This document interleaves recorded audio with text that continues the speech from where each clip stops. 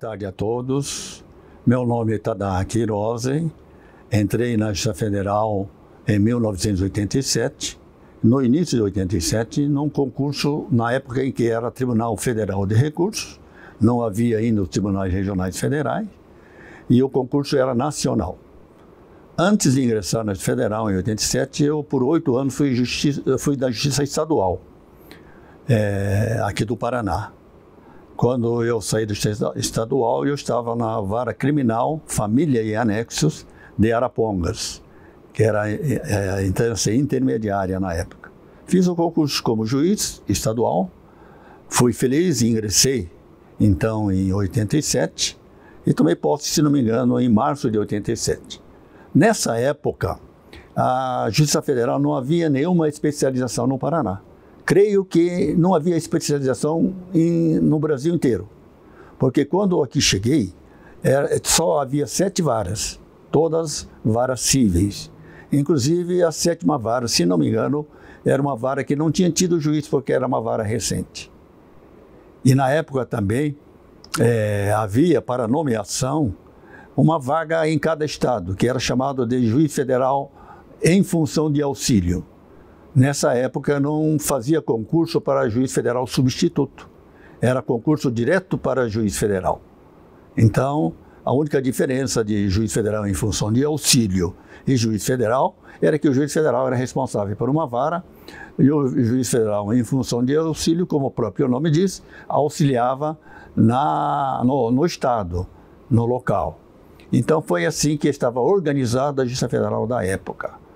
E eu, depois de quase 1 ano, ou pouco menos, já foram criados, há menos de 1 ano, 6 meses depois que eu entrei, se não me engano já em julho ou agosto, foram instaladas as varas, a 8ª vara criminal e a 9ª vara agrária. Então foi a primeira especialização que teve no Paraná, com certeza. Não sei se não é a primeira especialização em todo o estado em termos de vara criminal e vara civil. Mas foi, sem dúvida, uma das primeiras, e no Paraná a primeira especialização. E eu assumi a vara agrária. E era uma vara muito interessante, porque todos os processos agrários, desapropriação por interesse social, veio para a 9ª vara. Todas as questões relativas a esse tema veio para a 9ª vara. Então, a 9ª vara tinha competência em todo o estado do Paraná para resolver essas questões. Por isso que, já quando iniciou-se o trabalho da 9ª vara, eu peguei processos que vinham mais do sudoeste. Oeste e sudoeste é o que predominava, porque na época já tramitava aqui na Justiça, na 2ª vara, na 3ª vara, esses processos de feitos agrários, que tramitava junto com os demais processos, criminal, civil, né, junto. E agora com a especialização foi dado um maior dinamismo nesses processos, onde começaram a andar mais rapidamente. Só que você trabalhava com todas as varas agrárias do Paraná inteiro. E dentre elas, tinha alguns processos de desapropriação por interesse social. Eu me recordo, por exemplo, de um processo chamado Ambelino Ampressan, que tinha mais de 1.800 expropriados, num processo só. E também do Camões Navarro, que era um processo que tinha mais de 2.000 expropriados. Esses processos já tramitavam há quase 20 anos ou mais. Não andava o processo porque nem todas as citações haviam sido feitas. Isso porque, na época do processo administrativo ainda, para instaurar esses processos judiciais, no processo administrativo, como era muita gente, deixou de fora alguns proprietários. Outros que foram considerados nesse processo administrativo já haviam falecido quando ajuizaram essa ação. E além do número de expropriados, esses problemas de encontrar os proprietários que já não eram mais proprietários, eram seus sucessores. Além dos sucessores, vários imóveis já tinham sido alienados. Então eram outros proprietários que não constavam no processo administrativo originário. Então estava aberto ainda a época da contestação E na medida em que havia essa contestação, era desmembrado o processo e ela foi criando vários processos que foram aumentando. Veja bem, de 1.800 expropriados, isso virou um processo gigante. E realmente não andava. Nós só tocávamos esse processo quando sempre havia contestação, nós tínhamos que desmembrar e tocar esse processo.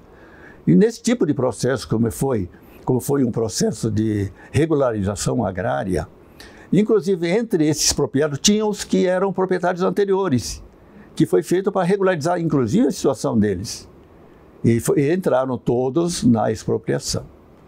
Então, como é um processo que visa a indenização, não se discute a propriedade mais, só a indenização, na medida em que eram desmembrados esses processos, era necessário fazer a perícia judicial.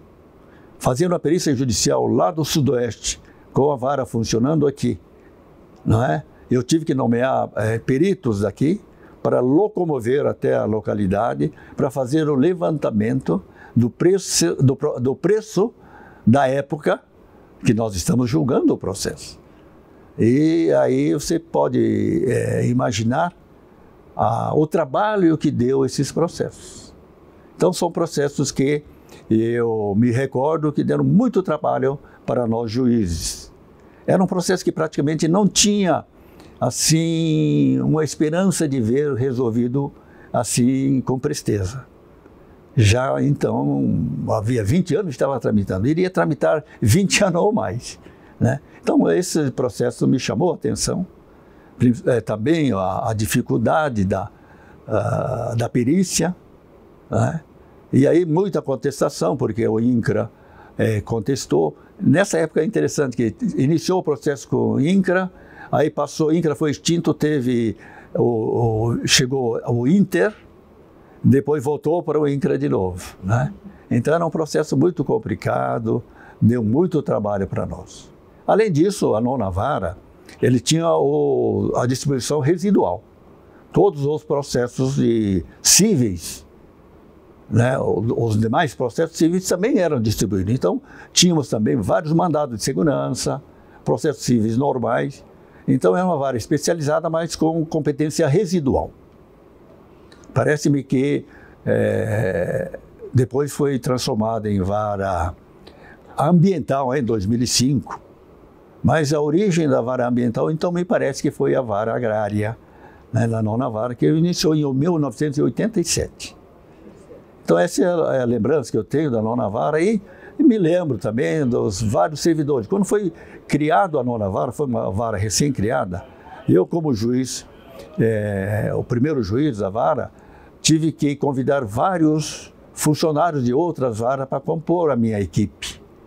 Lembro-me da Maria Antônia, que foi a primeira diretora de secretaria, Elaine, que me prestou um grande serviço, uma funcionária competentíssima, né, me auxiliou bastante. A Antonieta, que me secretariava, né, e vários outros, né, a Renita, né, Cravetes, que hoje é procuradora da República, a Isabel, que hoje é procuradora do Estado. Então, veja, na minha equipe tive 3 servidores, todas mulheres, que ingressaram no Ministério Público.